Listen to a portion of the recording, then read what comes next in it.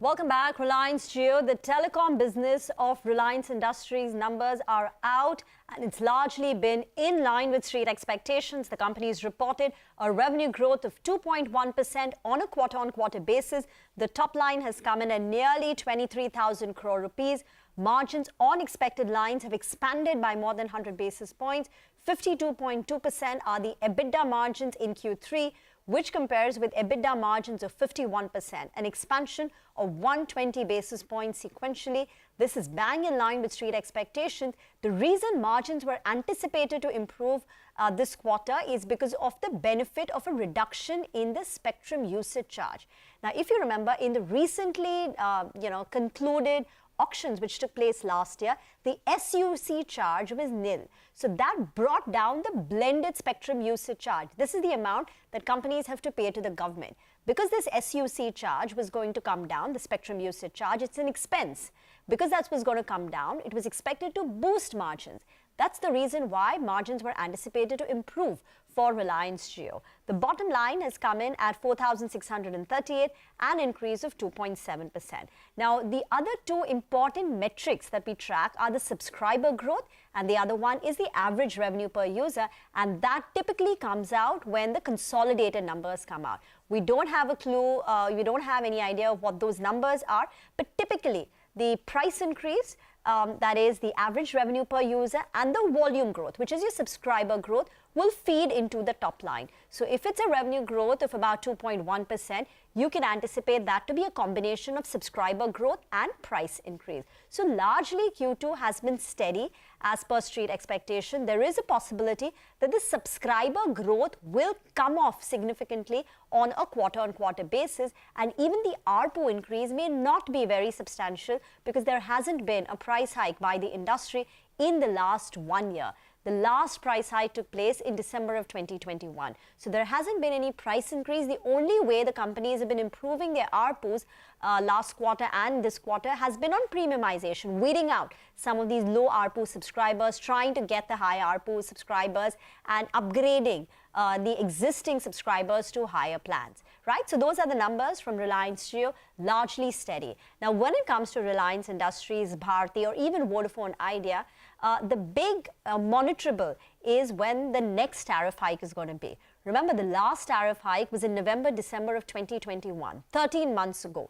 The expectation was that last December, that's December 2022, a month back, we would see a price increase that has not taken place, and that has disappointed the street a bit. So when the tariff hike takes place, it can be a big event for telecom companies. That's point number one. And particularly for Reliance Jio, the street is going to be watching out for any IPO timelines. But let's just get a quick handle on what these numbers look like. We've got Nitin Soni of Fitch Ratings joining in on the show. Nitin, could you tell us what would be the key factors that go into this quarter's earnings? Yeah, thanks for having me on the show. I think you rightly described the the quarterly performance. It's steady, and with some subscriber growth and sort of stable average revenue per user, it looks quite solid performance. But I think more importantly, I would like to mention that as Fitch Ratings, we expect a tariff hike to happen in the next 12 to 18 months. And average revenue per user should improve by at least 10 to 15%, which improvement will anyway come from lower the subscribers, which would move from the lower priced plans to higher priced plans as they move to 4G and 5G being launched in the next few quarters, and people will start consuming more data.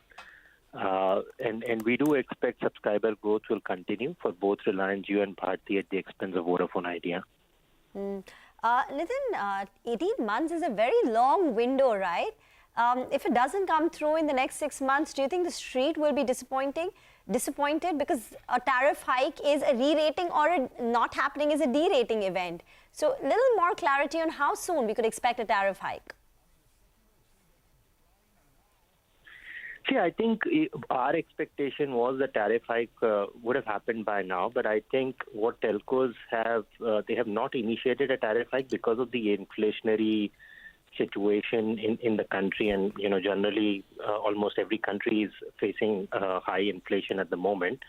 So I think that's what have delayed the action of tariff hike by the telcos. But I think, in my expectation, tariff hike could come as soon as in the 12 months as well. And we have seen commentary from Bharti Airtel, especially almost in every quarterly call. They say that the industry needs an ARPU of 200 in the short term and 300 rupees in the longer term. So I think it's only a matter of time. And 5G being launched, it gives another opportunity to telcos to do another tariff hike and let the consumers consume more data.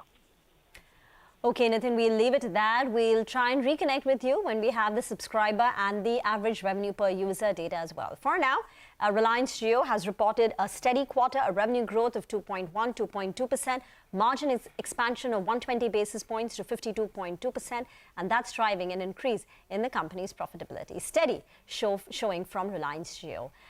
We will slip into a short break on that note and come back with more market.